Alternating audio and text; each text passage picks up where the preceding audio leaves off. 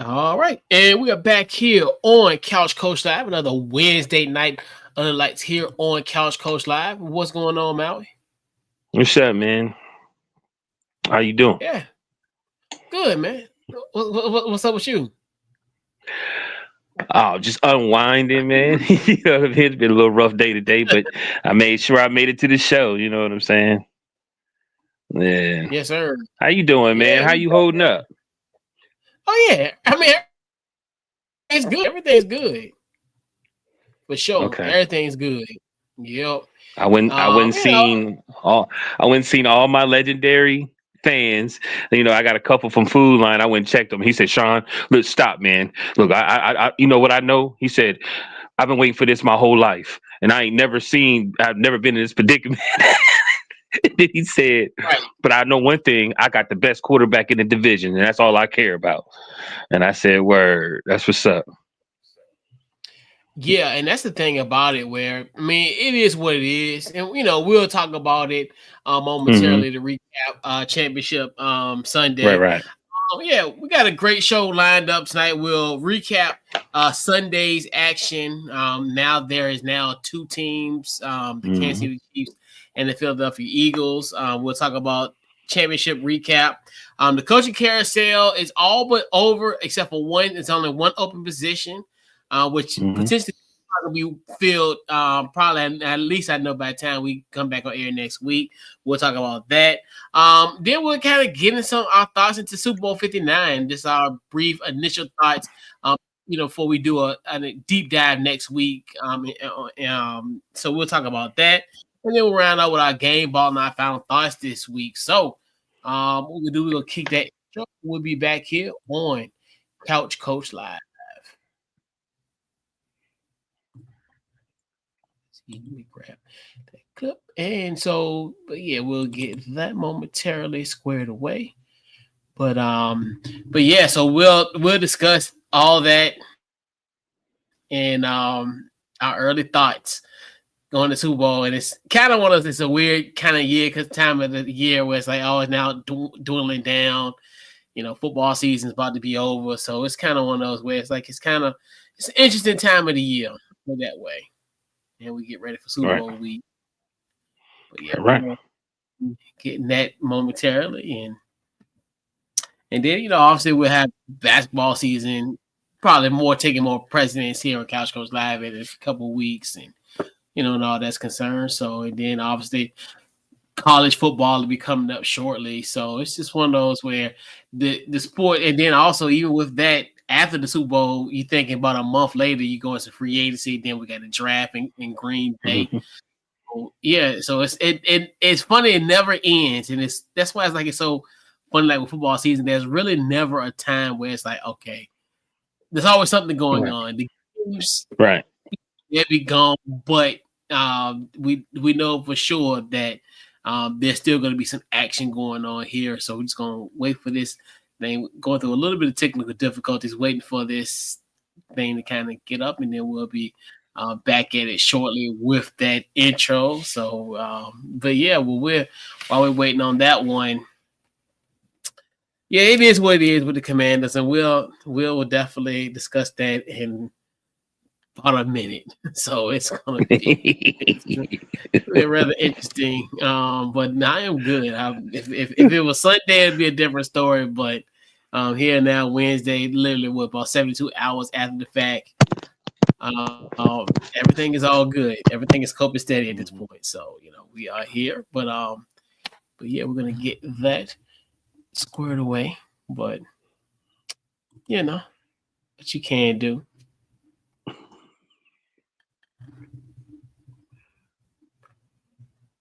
But yeah, let's see. Is it okay? It's going to do what it's need to do.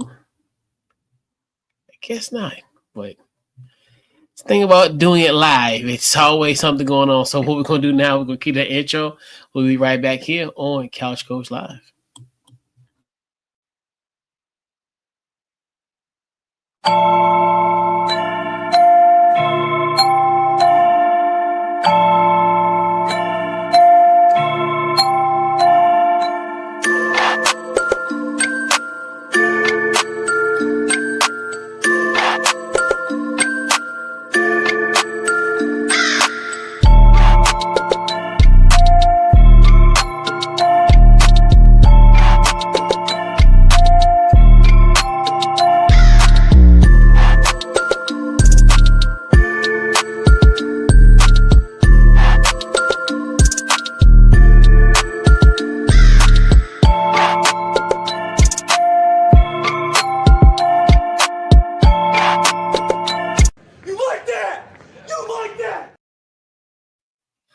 Yes, and we like that. We are back here on Couch Coach Live. Big shout out to Big Kirko. So we are back here on Couch Coach Live. This week's Couch Coach Live is powered by SeatGeek. Head over to SeatGeek.com. Use our promo code Couch Coach. Get yourself $20 off your first purchase by using the promo code Couch Coach. So we are back here on Couch Coach Live. So we got to talk about championship NFL Championship Sunday. We'll start out first with the Washington Commanders 55-23 loss to the Philadelphia Eagles. What's your thoughts on the NFC Championship game? Um, you know, uh, the stuff that I actually said. Great game. I was, a little disappointed. But that's what happens. I really, um, I really like hearing Tom Brady talk and give the details about things. Because like even some of the players, definitely this game came down to like to me turnovers. When I first when the game first started, I was like, okay, they kept going on the fourth down, and I was like, and then there's like this is what they've always done. I said, okay, they're gonna try to tire this defense down. You know what I mean? That was my mind, and then it ended up being those fumbles, those turnovers, and it just game just kind of got out of hand, and then the Commanders really couldn't establish the run. Uh, I think all those things kind of you know end up being what we talked about last week. Like it's all about explosive plays and turnovers. And you have a go to like Barkley. Um, you know, so winning winning ingredient. You know what I mean? A shout out to the Eagles, like they did their thing. The Commanders did their thing too. They didn't lay down. You know what I mean? I was talking to somebody and they was like, "Man, I think they being exposed." I said, "How?" I said, "When you pay attention um, to the turnovers, it was just the fumbles. These was like anxiety plays or just mistakes or you know what I mean or." Like the player who got I think it was a running back that caught the ball and he slipped and then he had to get up with his arm and then the dude ran and punched the ball out. If you listen to Tom Brady said, to be honest with you, that guy's hands is a specific way. If you do the scout report, you can see that he has a habit of doing that. So it was just things like that. Let me see.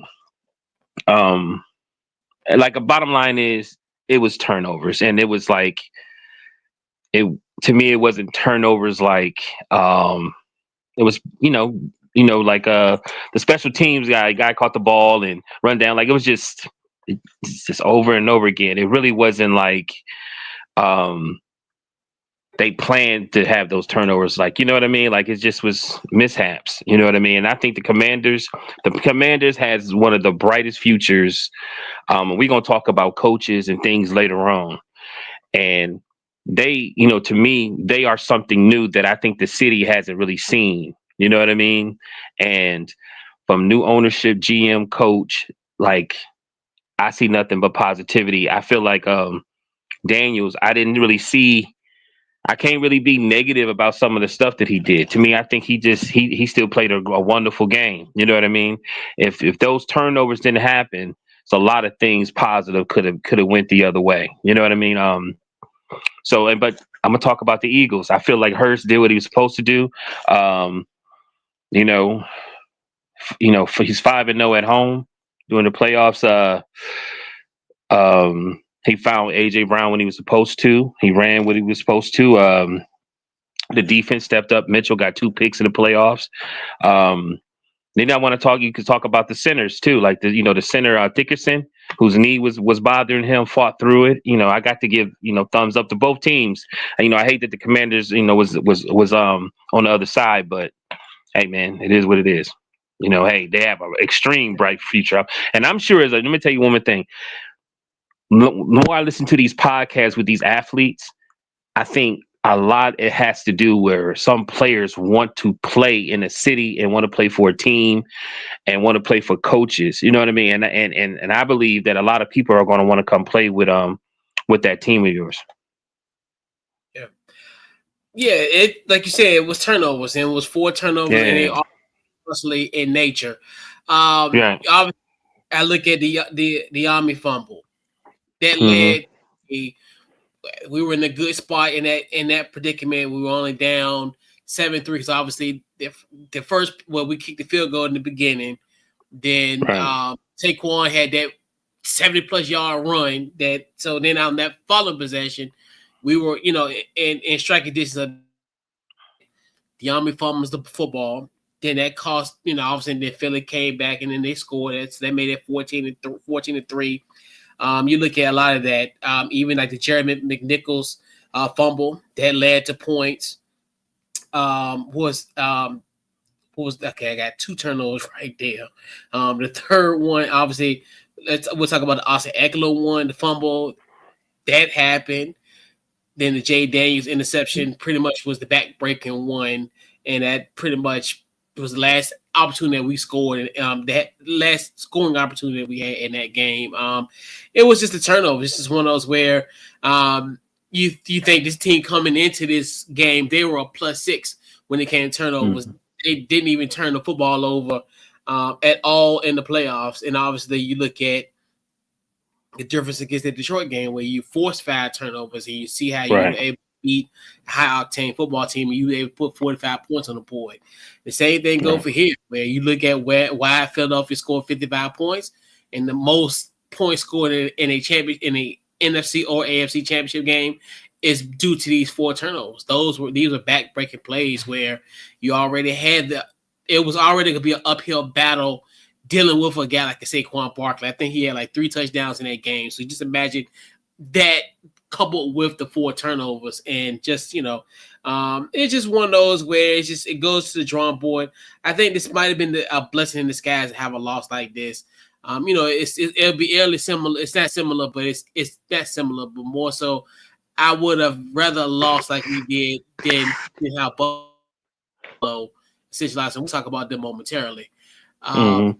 I think it's one of those where it's like this just shows you, hey, you got to protect that football, and it's one of the things you got a divisional rivalry, the rival too as well. So it's going to Mm-hmm. definitely help next year. So that's going to be something that's going to be embedded in their brain going forward. So you're going to get the Commanders' best effort, and Mm-hmm. it's just one of those where it was the perfect storm. So obviously, heartbreaking way to lose this football game, and then kudos to the Mm-hmm. Eagles once again. That was like we talked about, even even in the preseason where, and just was pissed at the Giants for getting rid of him. Essentially, Right, let him go to Philly. He didn't have to move. It's like right, so that's where it's just like it's crazy to think that was really, and we talked about this all season. That has been a difference in for the Philadelphia Eagles. They never have had that right, home run hitting running back like in the past. Obviously, you've had great running backs, and even in this Doug Peterson / Nick Sirianni era, where you've had some good running backs, but you never had a guy like a Saquon. I think that's going to be something right, where we'll talk about a little bit more of that when we kind of talk about a small preview of the of the Super Bowl. But yeah, turnovers. That's what it ultimately boils down to. I think if they would right. have, if they didn't turn the football over, you think to yourself that's literally what 28 points essentially. Yeah, That will kind of sort. Yeah, because because all of them really were scoring drives that propelled them for that. So you think to yourself, let's do the math. You lose by 32.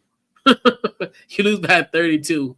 And then, hey, it would have been a 5. We might only lost by, maybe by one possession, but it is what it is. And I definitely don't think you will ever see a Washington Commanders football team that not undisciplined, but more so from a turnover perspective. You might have some games right, from time to time like that, but I right, don't think you're gonna see this team have this type of issue going forward. You might have one little right, game in the regular season, but yes, it we needed that. I think that's one thing too, where it was needed to have some type have an adversity and something to kind of work towards next year. Because at least this year, that that left everybody with a bad taste in their mouth, losing in right. that fashion.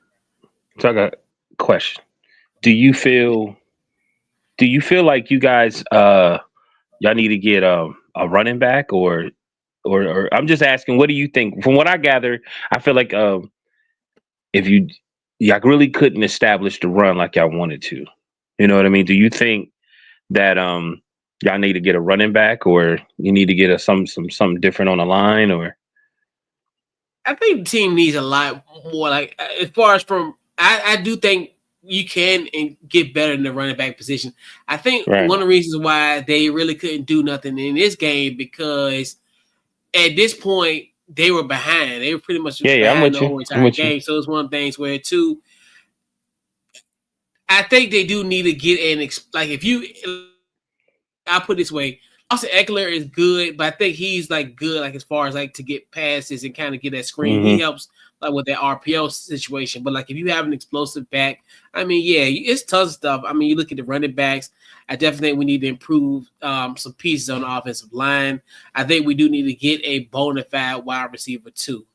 So you can have Okay. those situations where you can have some mismatch problems, and you can kind of see, like, especially in this situation where could you imagine if they had like that bona fide number two receiver, it'd Hmm. be a lot different. So you look at that. Obviously, I look at like the line. I definitely think that the edge and all that. I think we need to improve on that as well. Hmm. We need to get to the quarterback a little bit more, and obviously with the cornerbacks. So Hmm. it's a lot to. They got a lot of pieces that need to fix, but the beautiful thing about it is they got the money, and I think Adam Peters is.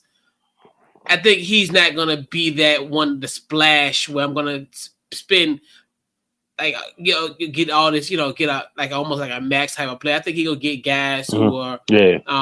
at great deals. So I definitely think he's Right. gonna be willing and dealing. So yeah, team got a lot to improve on, and we got the money, so that's a good thing about it. We're not like cash trap like other, like seller cash trap like other teams. Right. Was you feeling like I felt like I was like, okay, this is gonna be a long game. And I felt like they were keeping the defense on Eagles defense on the field for a long time. Was you peeping that out too? And it seemed like soon as the announcer said, man, this defense has been on, they fumbled again. You know what I'm saying? I was like, Yeah, oh man. I was like, because I felt like, okay, that defense is tired. That's all I kept saying. I was like, even when they kicked the field goal in the beginning of the game, I kept saying, yeah, man, that defense is tired. I almost wanted to say, yeah, man, keep going. It's- I almost yeah, said, don't keep going, bro. I was like, because they were tired. And then the fucking fumbles, man. Excuse my language, but I was like, yeah, damn, yeah, like, you know what I mean? yeah, So I was with you. I was with you. Like, I felt like that was the game plan. And it's just, and like I said, somebody said, "Are they being exposed?" I said, "No, they not." I said, "Man, if they don't have them mishaps, those fumbles, man, this game would be completely different." You know what I mean? I said, "How yeah, many points they up?" Like 21. I was like, "That's three fumbles. That's gonna happen. Like, what are you talking about?" You know what I mean? But yeah, and yeah. The only issue like with that because that first drive, yeah, it worked right. because I think that was like an almost 8 minute drive, and Mm-hmm. then lo and behold, what happened after that field goal? Right. Saquon Barkley runs it the first play. He First runs it play. in for a Right. touchdown. So it's kind of one of Right. those where, yeah, that was the plan. But then, like you said, the turnovers was the one that that kills the drive. I mean, when you sit Right. down and think about Because it. But like you, yeah, first yeah, play, Barkley runs to the touchdown, and I'm like, shit. I mean, I'm sorry, but the like defense back out there, like, you know what I mean? I'm yeah, like, they already was tired, and I'm like, go ahead. I'm thinking, like boxing. I'm like, go ahead and keep them tired, because that second half, y'all can jump on them, And it's just was the fumbles. It was just the fumbles, man. yeah. I was And like like, you said, yep. And then yep. And then that was the beginning. That was when we were driving in that possession. And then De'Ami Brown drops it and yeah, fumbles it, right, and and that was the case. And I think they right, did, as far as from a time possession perspective. I mean, they possessed the ball for 29 minutes, so mm-hmm, they yeah, it was a lot with it, but the turnovers the story for this one. So right. let's talk about the Buffalo Bills and the Kansas City Chiefs. which actually Right. was which provided probably a better a better game as far as on the edge of the seat type of game, where Right. we had the Kansas City Chiefs winning 32-29. What's your thoughts on this victory for the Chiefs? If you look at the stats, if you look at the stats and you look at everything, you usually be able to tell, okay, so this what happens. They might have time possession, they might have this, they won by 3 points, right? I lied to you not, man. The Bills were supposed to win this game. If you look at the numbers and everything, the Bills were supposed to win. Everything is almost identical. The only thing that I think stood out was 28 first downs to the Kansas City Chiefs and 22 going to the Bills. That's the only thing, because what I remember is they kept trying to do quarterback sneak. And I think it was like twice they got not they stopped him. I think it was on the goal line. I think they stopped him. Excuse me, Josh Allen. I think he got stopped on the goal line. And then it was again, it was a fourth down or something like that. I know a couple times they really ran. Look, that's the only thing that I see. I know. Look, I know everybody gonna talk about the refs. I know all that, but I'm gonna tell you something, man. Like Kelsey got 2 receptions for 19 yards, bro. You know what I mean? So like when you really look at him, like Patrick Mahomes. I mean, I'm just saying on the outside looking in that you really don't pay attention to football, but you know who Kelsey is and you know who Patrick Mahomes is. Like, of course, I know who Chris Jones because I'm on the show and blah blah blah. But I know who Juju is because he played for the Steelers. But man, like Worthy is fast. Like because I'm listening to, they don't have no major. You know what I'm saying? And they still winning. They figuring out a way to win. And do they have any money? Kansas You City? mean like cap? You mean cap Like space? yes. Because I'm sitting here like, man, they Um, ain't got no big star. And you know what I'm saying? I know Kelsey probably on his way out. And I'm thinking to myself, man, who about to go play with Kansas City, man? Because I believe somebody coming. Because they winning and they haven't looked really good this year. You know what I mean? But hey, that's all I can really say. I'm not going to knock Josh Allen. I think Josh Allen played his heart out, but there's something there that he's probably going to have to go to really beat the Kansas City Chiefs. He's going to have to go to a place, go somewhere to really have to beat them because you got to. It's a lot, man. You had you had time to go do it. You made the pass, the dude didn't catch, but I feel like he should have got his Patrick Mahomes on where which I think he started when he ran and got those yardage. I think he should have did it again. I think he should have, took the game in his hands that way. That's just me. You know what I'm saying? Because that's what Patrick Mahomes would do. He'll be passing all around, but when it all comes down to, he usually take off and he act like he gonna slide. You know what I mean? And he'll mess around and get 30 yards in like a minute and a half or something like that. But that's my take on it, man. Like when you look at the stats, everything looks like the Bills should have won, except for those first downs. yeah. So Kansas City they got so next year they have 16 million in salary cap. So they got 16 million in calorie salary cap space. So I think this is one of those where it's the thing about when you play Kansas City, man. It's a weird way, and I know a lot of people have been saying like Patrick Mahomes it's the Patrick Mahomes Right. era. It's almost similar to the Jordan era where it really does feel like that. And when you think about how like the Bulls run the late '90s, well, the early '90s and also the late '90s, but more so importantly the late '90s run. You just look at it where you had teams chomping at the bit for both of these, and like you said, Josh Allen to me, he played good enough to win that game, but but what happens? It ultimately boils down to that one singular play.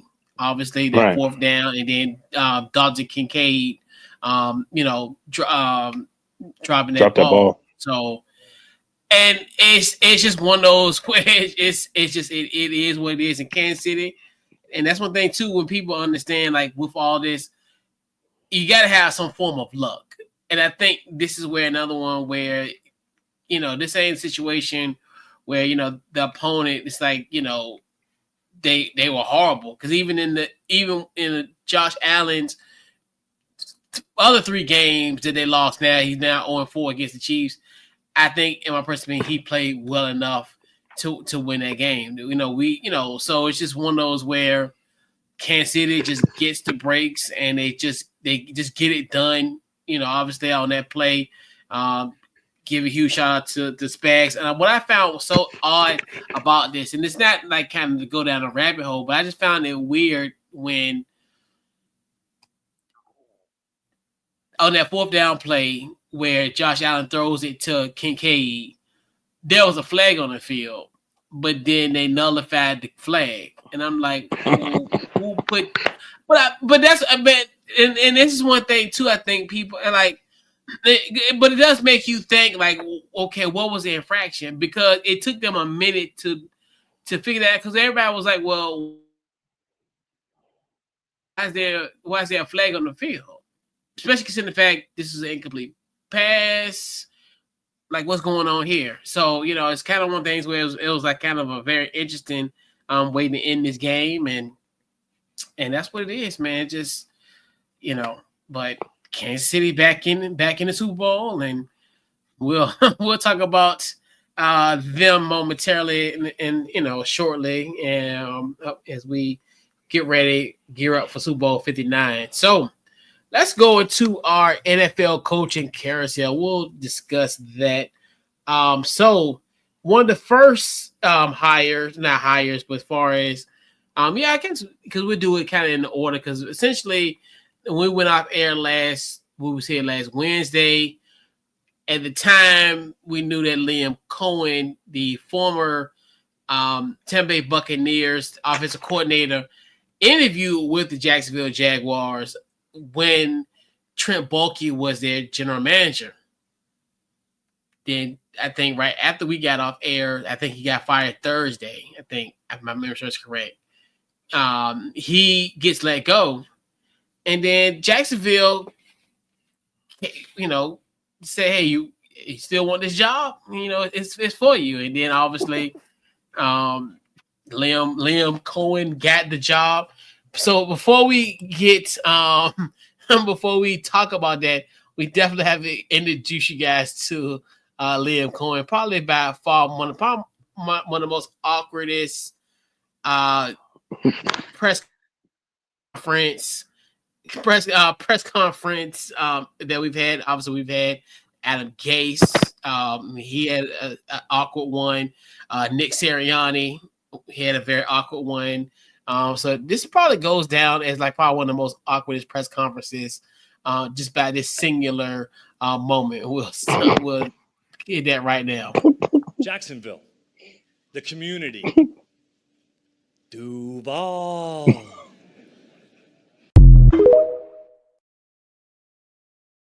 Right. So we'll talk about Liam Coen now as the head coach of the Jacksonville Jaguars. What are your thoughts on Liam Coen?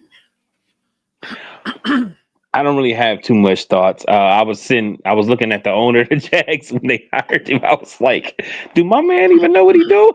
You know what I mean? But it's all good.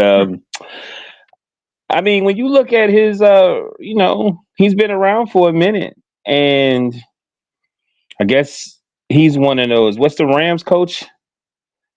What's his name? Sean McVay. Yeah, I think he's a McVay boy. So, a lot of dudes that are McVay boys are getting jobs. But man, like, he's been a quarterback coach, at the Browns, Rhode Island. He's a coordinator and quarterback coach. Like, it's just weird, man, because it just seemed like he do get a job. He don't really stay at a place for too long. So from what I gather, right, I think the blueprint is watching Andy Reid and Patrick Mahomes. And it seemed like the NFL, it's a copycat league, I guess you could say. It's about the coach and the quarterback and their relationship. Um, so I'm guessing this guy, it seems like he was a wide receiver coach. It seemed like there's a lot of people, like players and people around that said that they like him. So I don't know. We'll see what's gonna happen. You know what I mean? Maybe him and the Jags quarterback is gonna, So I don't have anything. You coach. I don't have anything negative. I'm looking at him like, man, who is he? But when you hey, it's another coach that has the repertoire just like it. You know what I'm saying? And they're saying he definitely shouldn't have got that job. You know what I mean? But we'll get there. So I don't know, man. Like I said, he's a McVay boy. So maybe maybe he's a steal. You know what I mean? But yeah, maybe he's a steal. And I think this is a good move for Jacksonville. I think one of the biggest concerns, and we talked about this in the NFC South preview, which you can always check on, on our we get your podcast, Apple, Spotify, also YouTube. Was how Liam Coen was going to be Baker Mayfield's offensive coordinator. Obviously, with Canales going to Carolina, that was kind of the biggest question mark for me as far as Baker Mayfield. How will he be back to essentially what he was in the previous, with Canales being gone to Carolina. I do like this move, and I think this could be a situation where he could have maybe the same effect like he had with Baker Mayfield. Because they're almost kind of on the same path, minus the Heisman Trophy winning. Obviously, Trevor Lawrence never won a Heisman, but there was a number one overall pick, and another one, he had a playoff win, and people are still kind of questioning Trevor Lawrence as far as was he worth that number one overall pick? Is he worth getting that extension that he got last summer? So now can Liam Coen kind of essentially revitalize his career? It is early in Trevor Lawrence's career to kind of have that situation. So, and then obviously, I think he had a good reception with some of the players. I know they showed him kind of greed. I know obviously he greeted Trevor Lawrence, Christian Kirk, a couple other guys from the Jags. So, and Calvin Ridley. So, I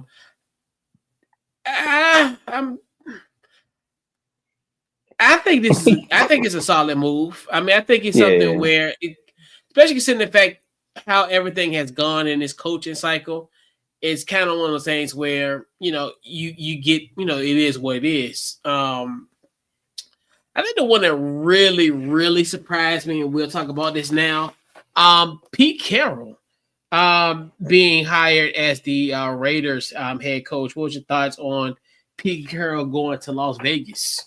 Well, when I, start looking up stuff, let me see. Let me go. They were saying, first thing I saw was this 3-rule thing that he was doing. And, he wanted to bring back old football because, he's, well, I'll say this, he's won everywhere. He don't come off like a butthead or one of those older coaches that you can't approach. I remember what he did with when Russell left, and how Geno in the relationship to bring Geno back, because Geno was at that time, a lot of people had a lot of negative things to say about Geno, and I think Geno got not most was it most improved or he got something. Yeah, comeback player of the year. Yeah. And I remember Geno seemed like he was kind of a hothead or certain things. And I remember Pete saying something to him, and he did something almost like saying, man, just calm down. Don't worry. Don't overthink. You know what I mean? And when you was once a starter, I believe if you starter and then you're a backup, you do this and that, you start thinking about, man, I don't want to mess up. You overthink yourself, put pressure on yourself.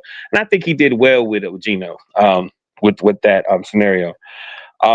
when I was looking up stuff, he had these 3 rules, and I was thinking to myself, man, why is he doing that? Because I was like, man, this is a whole another generation. And they rebel. Like once you tell them, well, this, and that, it's like they don't understand that you're actually just trying to help them, but they think that you just trying to boss them around, which you really supposed to do that, but that could be a problem. You know what I mean? So then I was listening to some of the players talk about it. Then I started thinking to myself, this dude has been around controversy. I started thinking that it's the Raiders, and one of their biggest issues is discipline. You know what I'm saying? As players, and to change the culture, he is one of the guys. He's the oldest coach in the league, and by him coming in, he can change the culture a little bit and get it to where it need to be at. I think that so I think it's a good move from them. Then I started thinking, that's right, Tom Brady there, and the closest thing probably to his Bill Belichick will be probably Pete Carroll, because Pete Carroll got all these accolades. He's won everywhere. You know what I mean? You can't say that he hasn't. So that would probably be one of the best moves. And then one more thing, man.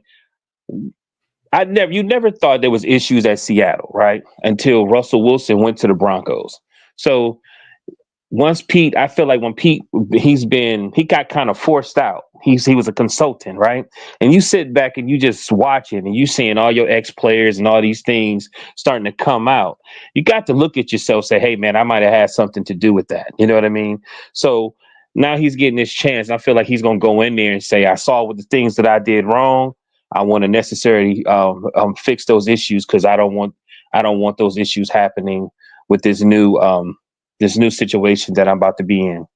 You know what I mean? So I think it's a good move. I think that they do need discipline. I think he's trying to change the culture.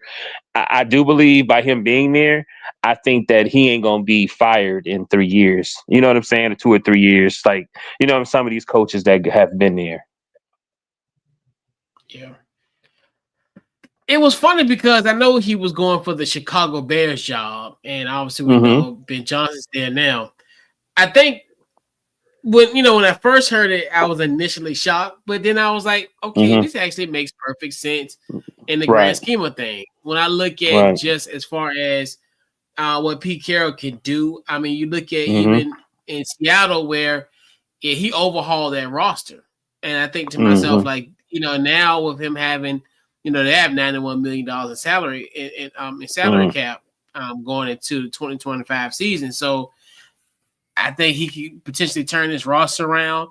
I think the biggest thing, and I think what would make kind of Raiders job unattractive was the quarterback. But then I sat down and thought about it.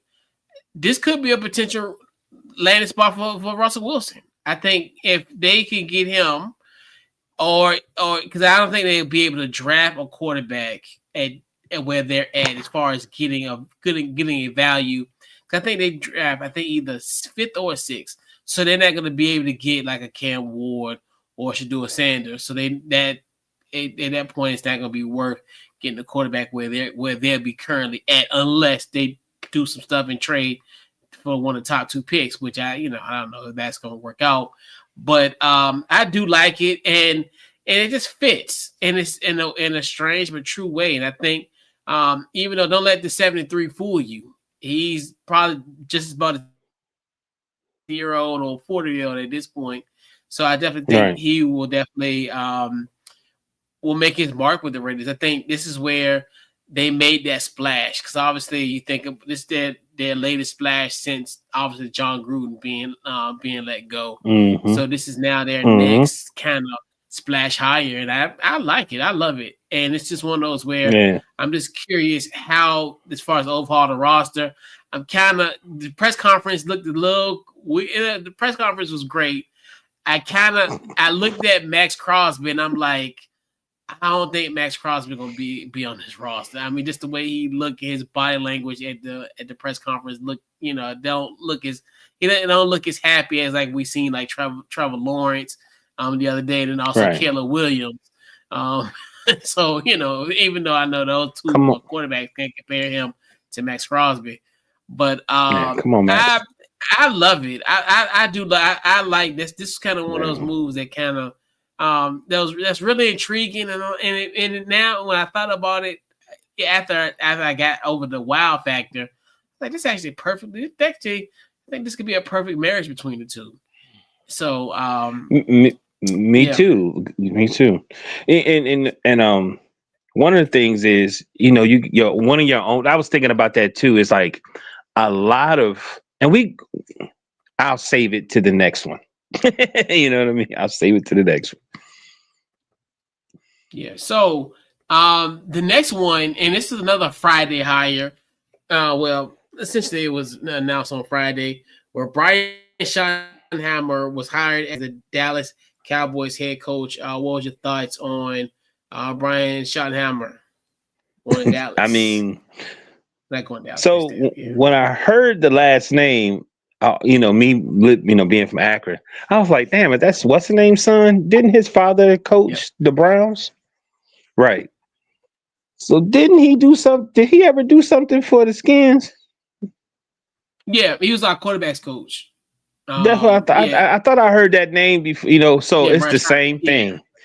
It's the same thing, right? And so then I started looking, and then I started listening to people, and they was like, okay, one of the main things, the reason McCarthy left is because he wanted a long-term deal. I always felt by them hiring McCarthy was really just to cover up something, like just to get somebody in there. You know what I mean? I thought more. I thought they were breeding him to be the actually coach for the Cowboys. All right. So then I was like, okay, and then they was like, by them paying Dak is locked in for at least 4 years. They can't really do anything with him. So I was like, okay, well, you want to have somebody there that same thing, quarterback and coach should have some type of relationship. You know what I mean? So then I looked and I said, oh, okay, now I see. Um, Basically, so this dude since 22 has been there. So I was like, okay, now I see why they paying him. Man, he has plenty of experience. I don't know how people like him, but I don't think people really happy that they got him. Um, but hey, you know what I'm saying? He got the name. He has plenty of experience, and he's been there. I think they said Dak would have rather have Mike McCarthy stay. But hey, you know what I mean? It is what it is. It seemed like, and then I was like, oh well, maybe Jerry just maybe this is happening because they trying to get power from Jerry. I don't know, but like your team, B. That's why I said I was saving. Like your team, there's a few teams that are to me football teams. Like they fans and they want to win. You know what I mean? They just don't want to, like the Clippers right now. To me, the Clippers owner is trying to do specific things because he wants to win. You know what I mean? The Eagles seem like they want to win a Super Bowl. You know what I mean? So I just don't understand. It seemed like like Jerry Jones and the Cowboys just are doing whatever because they know they're gonna sell tickets. They're gonna sell, you know, they like attention. They make money off attention. You know what I mean? I You've been there before, haven't you? Where you had an owner that just seemed like he's not really trying to win. You know what I'm saying? So like with Pete Carroll going to the Raiders, I feel like you got a football guy in there by Tom Brady, and he wants to win. He said, "I'm gonna buy this, but we got to change some things that's going on here." So that's my take. I'm gonna throw it to you because you would know better than me. But he has plenty of accolades. I don't know if he got the job because of his last name, but he's been there for a minute. He was already with the Cowboys. He was his offensive coordinator from 23 to 24, and he was um in 22 he was a coaching analyst. I'm just saying. yeah, and shout out to Brian. I remember Brian. He was quarterback coach back in 2001. That's when, Uh-huh. and I think, and I've been saying this on since the hire. He was a part of his dad's staff, Marty Schottenheimer. Mm-hmm. Right. Continue to rest in peace, coach. But I Yeah. always said he was like our best coach, and I think, in my personal opinion, in that Dan Snyder era, maybe besides Joe Gibbs' second run, but Mm-hmm. him and Mike Shanahan those three probably was the best coaching hires that we had, and that's where I go off the Commanders' tension on that note. But Mm-hmm. I didn't like the move. I mean, when you sit down and you really think about all the previous coordinators they've had that could have been their head coach, like you said, Right. like we still talk about Kellen Moore, but then that's another one where they got rid of Kellen Moore because they didn't want him to run the ball. But then I find it really funny that he's running the ball because now at Philadelphia, because now he has a running back. That's where that's how that just shows you kind of how dysfunctional Dallas is, unfortunately. And like you Mm-hmm. said, why that's something that under Dan Snyder, that would be some stuff that would happen on our end. But but I mean, considering the fact you had like a guy like a Dan Quinn that's now, obviously with us in Washington, like I didn't even like the move of just getting rid of, because I think they really messed themselves up by getting rid of him really at much at the deadline. Because I think they fired him Mm-hmm. right on like the 15th or the 14th, right before it was time for him to get an extension. Because remember, they denied him the opportunity to coach with the Bears. That's another one where how, because who would have said, because Mike McCarthy probably could have got that Bears job, in my personal opinion. I know people saying, well, Mm-hmm. it was Ben Johnson to have, but I think if you would have fired him on January 6th, aka Black Monday, he could have got ahead of that. And then you think to yourself, Ben Johnson didn't get that job until after they got eliminated, even though he had some interviews. But that's another one where you messed up Mike McCarthy opportunity. And now you look at, and then even a guy like Al Harris, he's gone now. He went with Ben Johnson to Chicago. So it's just, Mm-hmm.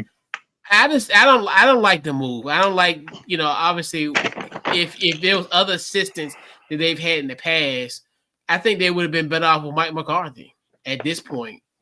Because almost like you went from, a lot of people question Mike McCarthy, but then you upgrade his former offensive coordinator. Now he's the head coach of the Dallas Cowboys.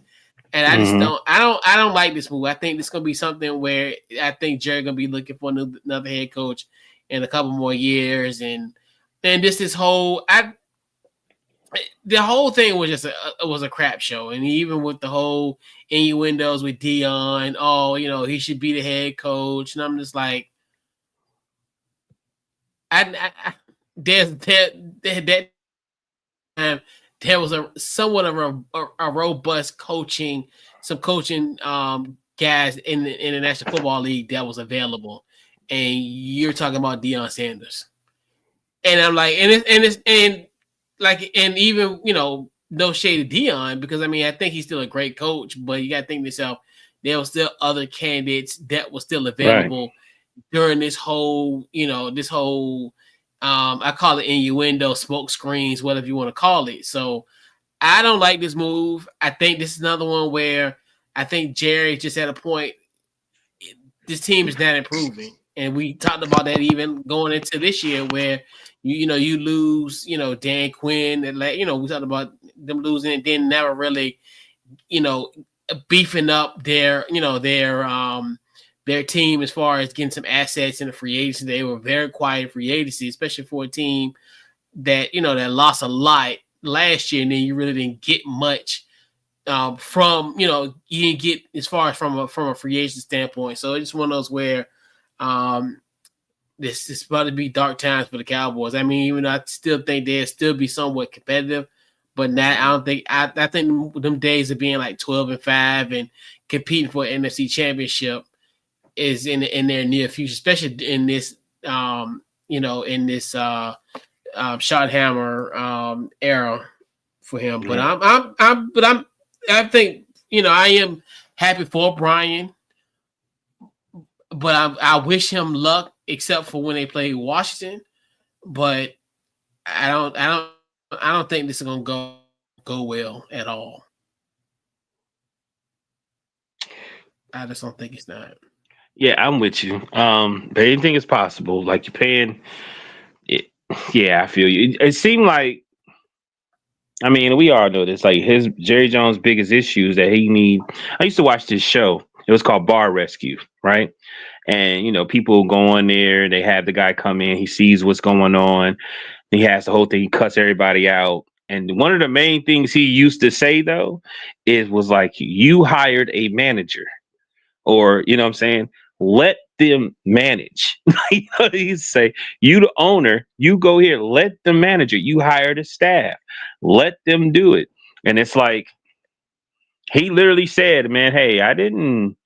He said, I bought this team so I can see my family and do this. This is not I did it for me. Like I really want to do this. You know what I mean? And that's what's up. But every once in a while, man, you got to have somebody really come in and help you. And you have one of the, and no offense, the Lakers the same way. Like the Knicks was doing it for a long time. It's like you got fans that's gonna buy this, and that. Every year they believe that they're gonna win the championship. They're gonna win the Super Bowl. And the illusion is gone. Like when you see people making fun of you and saying, hey man, y'all ain't won the Super Bowl, ain't did this since the 90s. I mean, it is what it is. Like, like you trying to be slick. Like if you wasn't, like you waited to the last minute to sign Dak and do all those type of things. And you only did that because you wanted them to just talk about you or talk about your team. Like you playing around, like you playing with, because you want attention. You want publicity. You know what I mean? Nah, man, like it is what it is though. Yep. What it And is. he's never going to relinquish that power. Like you said, Right. we said the same thing with Dan Snyder, and this is one of those where unless Jerry sells his team, it's going to be the same thing year in and year out. Unfortunately, I remember when they had T.O. and all those people, you know what I'm saying? All those dudes, all those hard heads, even on the defense. They had Mac and all these. And since they underachieved when they probably could have built on that, they underachieved. The first thing they was like, the whole committee or whatever told Jerry it's time to let T.O. go. You know what I mean? When to me, T.O. actually was making what was the quarterback's name? Romo. He was actually making Romo good. You know what I'm saying? He was doing everything so people wouldn't be on Romo's head. You know what I mean? But yeah. it's the same to me. It's the same thing. Like, okay, you didn't build on that, you let it go, but all of a sudden now you're gonna listen to your kids when they say we need to move on from T.O. You know what I'm saying? But anyway. It is what it is. That's what Yeah, we need man. not to do. Yeah. We need not to give it that much of our energy. maybe I mean, maybe he'll catch on. but yeah. So only one more job left is the New Orleans Saints job. As we're recording this here on a Wednesday, 9:30 ish on January the 28th, 29th. Looks like all signs are pointing to Kellen Moore potentially becoming their head coach. So, but it's a fluid situation. So we might That talk is about it. We say it now, but by the time we come back next week, it could be somebody totally different. But it is what it is. So, but speaking of New Orleans, and now New Orleans is the home site of Super Bowl 59. So we gotta talk about Super Bowl 59, and we know Super Bowl 59 is next Sunday in New Orleans, where we have the Kansas City Chiefs going for their 5th appearance in 6 years versus the Philadelphia Eagles. This is their 2nd appearance in 3 years. So what's your early thoughts on Super Bowl 59? My early thoughts is, man, I'm just ready to see history. Like, when we did the review, I said I really want the Steelers to win. You know what I mean? If they can win, because the way the stuff was laid out, like it was like that might happen. But I also say it would be cool to be able to see a team do the three-peat. So, and then what's the even more like this Chiefs team has been struggling all year, and they damn near went undefeated. You know what I mean? Like they only lost 2 games. Yeah. They damn near went undefeated. Unreal. Think about it. Think about if they were really, really, really good. Think about if they was arrogant. Remember when Randy Moss went and paid for the Patriots, and the Patriots, you really start see how egotistical they really were. You know what I'm saying? Yeah. Like, what if they was like that, and they're not? They play real humble, smile. You know what I'm saying? And just ease their way to a victory. And I think it's for a great story. You know what I mean? And so I'm really I'm really, really looking intrigued to see that. That's really what I'm watching. Um the Eagles, I don't know, man. Like, I think the Eagles, to me, I mean, some people probably say that I think I think they're doing better than what I thought they would do. Like, you know what I mean? I think they exactly where I think they are be at, I guess you could say, was with the NFC Championship, and they may make it to the Super Bowl, but I never really thought of them winning the Super Bowl.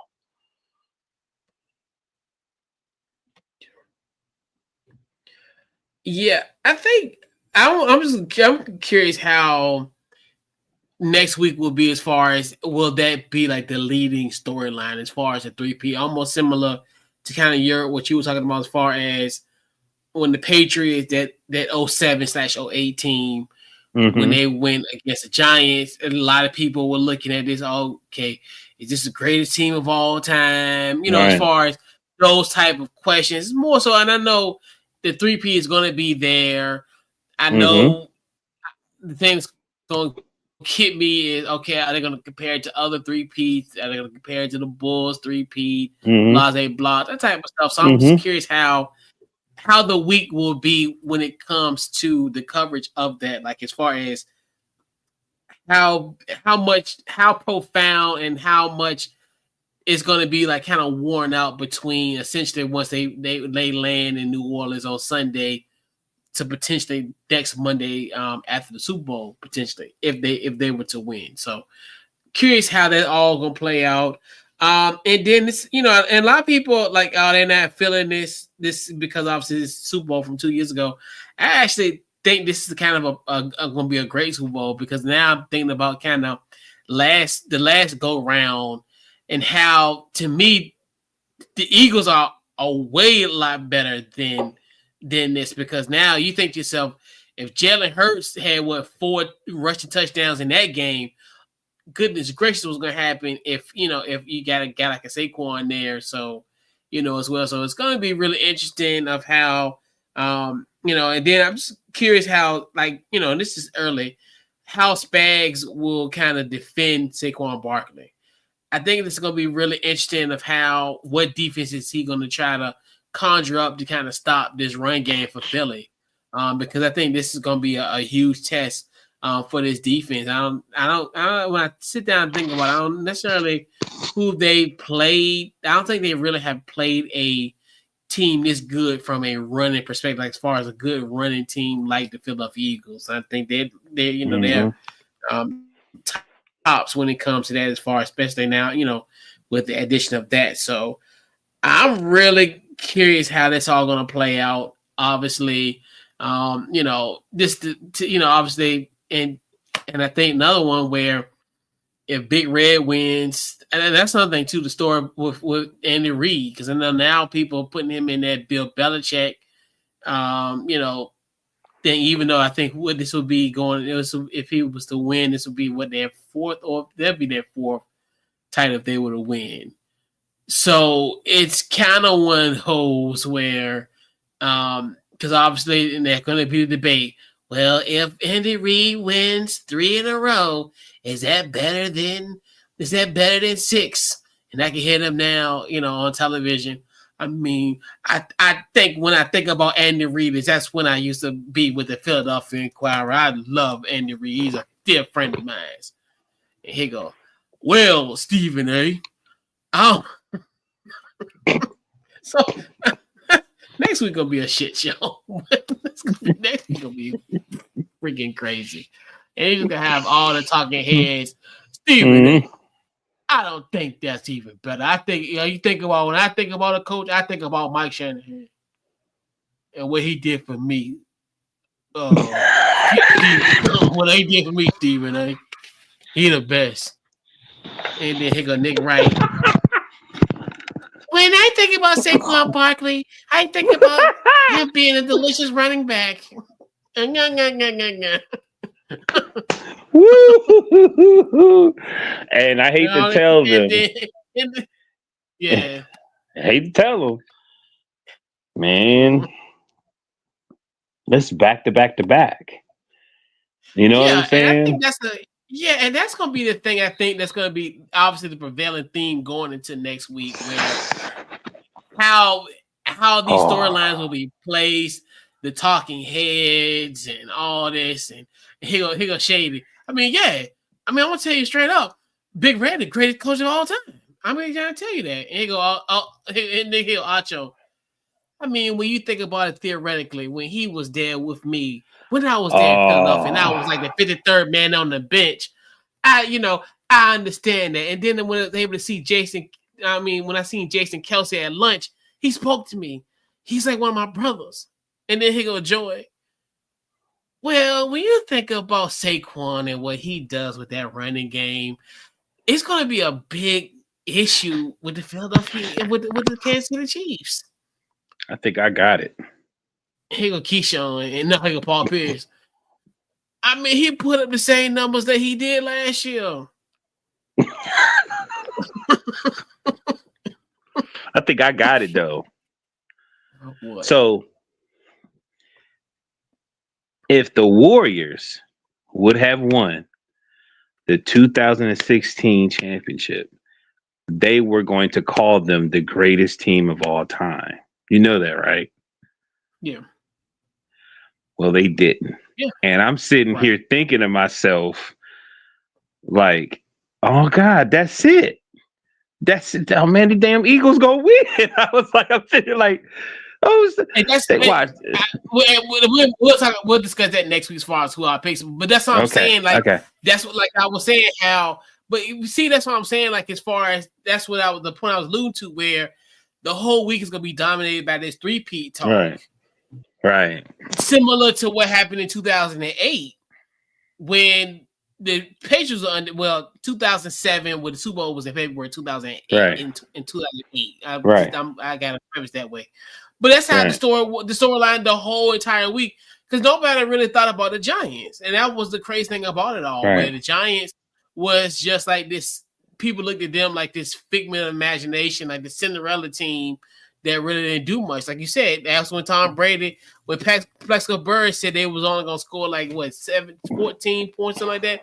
And then, lo and behold, I think they only scored like 14 or 7. I forgot what was the final score of that game. I think it was like 20-17 or something like that. But he accurately predicted the Giants were going to win. And Tom Brady was like, we're going to score more than that. So the way that I know the Chiefs is the Chiefs, but the way they've been winning, you really would look at, to me, like the Eagles is gonna go in there and spank that ass though, because they look way more dominant than the Chiefs. Because you sit down and think about it, you know this now. This is crazy. So with them scoring 32 points on Sunday, I think that's the most they've scored all year. Yeah, I don't think they've scored more than 30 in any of their games this year. They scored up till 30. But that's one thing that makes it kind of weird with them, because it's weird because like when we talk about the Patriots, they dominated their whole entire season essentially. Mm-hmm. Here is like it's little stuff that happened. You look at that block punt against Denver the first go round. You look at that happen. All the Isaiah Likely being if he was I don't know what his shoe size, but if he was a size 14, if he wore a size 12, that would have been a touchdown, and they would have lost, and the Ravens would have won. Like little stuff like that has been like the Kansas City, like, and that's where but it's always been that way. Even you think about like last year in the Super Bowl. Even when they played Philly, that call, that PI call that pretty much put them in position for Harrison. I was thinking about that. Field goal. Right. But that's the crazy thing about all this. And even in going back 5 years ago against San Francisco, it was a close game as well too. Because remember they had that lead. No, I think they. But anyway, I don't remember if they had. I know somebody had a 10-point lead in the fourth quarter. I'm not sure if it was Kansas City or San Francisco. But Right. it's always have been close. And it kind of reminds you almost to like what the Patriots in the Super Bowl have been. Most of their wins have been by Super Bowls, for the exception of the Rams game when they beat the Rams 6 years ago in Atlanta. And it's just one of those where it's crazy. And that's one thing too, where like it's gonna be. I'm just curious how these storylines and how the tenor of next week will be. That's where I'm like kind of looking forward to, as far as just the whole storylines and everything just being magnified. When that's the beauty about the Super Bowl, where it's like you know, and I know people say that's tiresome. I'm like, no, I think that's why it's called the Super Bowl. Because it's the biggest stage on earth, and you know, biggest stage that you can have, where you know hundreds and hundreds of millions of people are gonna be watching this, from the diehards like us to the casuals. So a game like that does deserve that type of magnitude. So, but yeah, I'm looking forward to That's crazy. week, for sure. Next week's gonna be so exciting.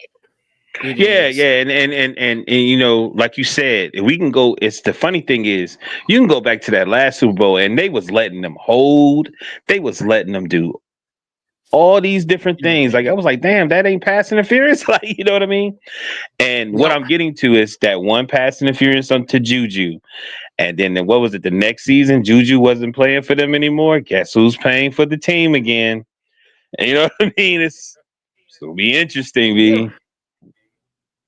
It's gonna be interesting. Yeah, and and it's gonna be definitely fun. So, with that being said, we'll put a bow on tonight's couch coach, like a game ball. Who gets his game ball for you? Oh man, I was not even prepared. The game ball goes to. I'm giving it to Patrick Mahomes. 5-time. He's been to Super Bowl 5 times. Like, I'm just saying, man, he's something phenomenal. I'm a freestyle. I wrote some stuff that I'm a freestyle it. Like I heard, Sharp say he compared him to like Magic, and and I would too. Like, you just come in, and look where he's at. You know what I mean? Like, I was telling wow, what's his name? What's his name? The dude from Kansas City. Mar. Mar. And I said I don't feel, and I think because it's still new. It's only been like what 7 years, 7 or 5 years. You know what I'm saying? He's been in 7 years, right? 7. Yeah, 7. And it's still kind of like I think we still got Tom Brady all over us, you know what I'm saying? And we haven't really grasped the fact that this dude has really changed the quarterback in the NFL, because they all got to be able to run. They all got to be able to. I mean, I was sitting here talking to my homeboy. I said, "B, they doing options now in the NFL." I said, I remember playing, what was it? What was it, Game Breaker back in the day on PlayStation? I think it was called Game Breaker, where they used to do options like crazy. And I'm like, I'm just giving him the game ball. Like, he got a chance to make history. He's been making history. And you got these great quarterbacks. It's a lot of great, from Burrow to Josh Allen, Lamar, Daniels now. Like, my man, Green Bay, like, it's a bunch of banging quarterbacks. Like, seriously, that's all in that path that scramble and do this and that. And Patrick Mahomes is, man, he really on the low. I know nobody say it, but he's really the Stephen Curry of the NFL. You know what I mean? Definitely because of the light skin, but it's something astonishing going on. Like, you know what I mean? And got a real cool coach that got his back. You know what I mean? So, give it to Patrick Mahomes, man. And what's scary about it all? He ain't even 30 he's just, yet. He won't be 30. He won't even be 30 until September. That's scary. Word. We That got is another scary. potentially another 10 years. We potentially got another 10 years Yes. of dominance. Yes. Of dominance. And like me and you talk, you said 16 million. Like he don't have really Kelsey on his way out. I bet you Kelsey on his way out. And he just really just being a decoy and maybe blocking a little bit. They ain't really got no major stars on that team, especially on the offense. Yeah. Yeah, because that's what we said. We always our biggest thing is once they get a dominated wide receiver, and it's funny because they really, I'm gonna put it this way, they really, in my personal opinion, haven't replaced Tyreek Hill, even though it's hard to replace Tyreek Hill. Hell, even when he leave Miami, they're not gonna be able to replace him. But You know who it's been by committee. It's been by right? committee, and it's You know who they gonna get? They gonna mess around and get number 14 for the Steelers because ain't nobody, even though he awesome and this and that, he gonna mess around and gonna pay for the Kansas City Chiefs and gonna be dominant. I'm telling you, he gonna be cheap. Yep.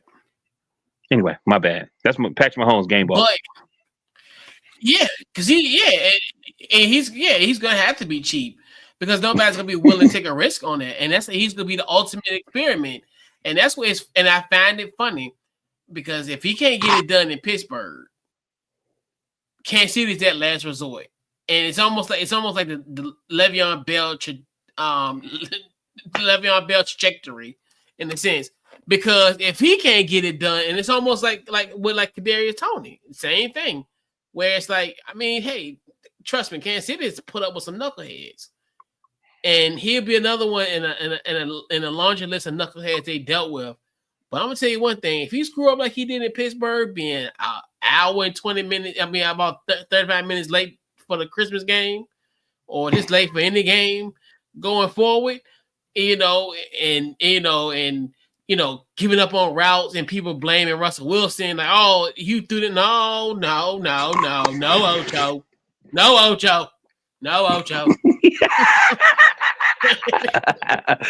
Look, Ocho's such a he be sticking up to see what happened was I'm like, come on, man. What are you doing? Like, Ocho. You can't see. Ocho. You gotta see that. He quit on the route, Ocho. Yeah. I mean, like you said, I mean, he was tired, I mean, he might have had that number one Coke with no ice. I don't know what it was, but I know that made me highly upset. Oh my god! That's what I'm saying. Yeah, that's crazy, man. But I'm telling you, man, let him go there. And all right, you gonna mess up like that? Guess what? Big Red can put you on a one-way ticket out of Kansas City. Mess around. What did kids say? F around and find out. Mm-hmm. All right. Good luck with that. I can give a huge shout out, and that's one thing what I love about sports. There's always like rivalries and what have you, but two fan bases can come together for the greater good. So first off, as we talked about the Bills, and last week we talked about with the Bills beating the Ravens, and essentially what it came down to was the Mark Andrews drop in the end zone for pretty much essentially could have tied that ball game. So to the Buffalo Bills, as we're airing now on a Wednesday, and I checked the last time the GoFundMe was about 7:00 this afternoon. So the Bills fans have helped raise over $145,000 for Mark Andrews' Breakthrough TD1 organization, and it's pretty much this is a research and advocacy organization that help people dealing with type 1 diabetes, and we know that Mark Andrews is a type 1 diabetic since he was 9, and his story being tested pretty much every time he goes off the field. So they pretty much the Bills fans helped them with that. Then the following, fast forward to this week, we know Dalton Kincaid. We talked about him earlier as far as missing that pass for Buffalo, pretty much that fourth down that could have potentially extended the Bills' drive, potentially had the opportunity to win this football game, but obviously that didn't happen. But Kincaid has a organization called Summit Educational Resources, and this is a operation that supports children, adults with developmental, social, and behavioral challenges. And Ravens fans created a GoFundMe for Kincaid's organization, and so far they've made $20,000 in contributions. So, and like I said, that's what I love about sports. You know, people love talking about like, oh, we love talking about X's and O's and what have you. Mm-hmm. But for two fan base like the Baltimore Ravens and the Buffalo Bills, and the Buffalo Bills have always been gracious when it comes to giving people and helping opposing teams with their with their organizations and what having their foundations. I put it with more so foundation than organization, but more foundation. So kudos to Bills Mafia and Ravens flock for that.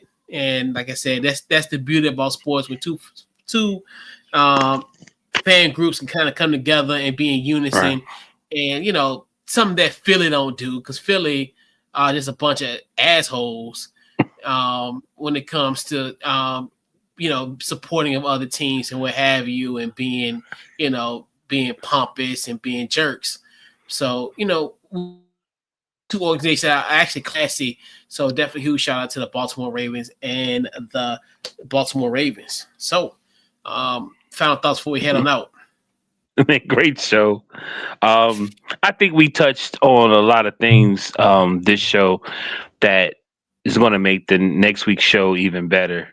Because we got a few things that we kind of, hit some details on, because this is a team, these two teams actually did meet before, and we can compare it to a lot of other situations. You know what I mean? So, great show. Can't wait for next week.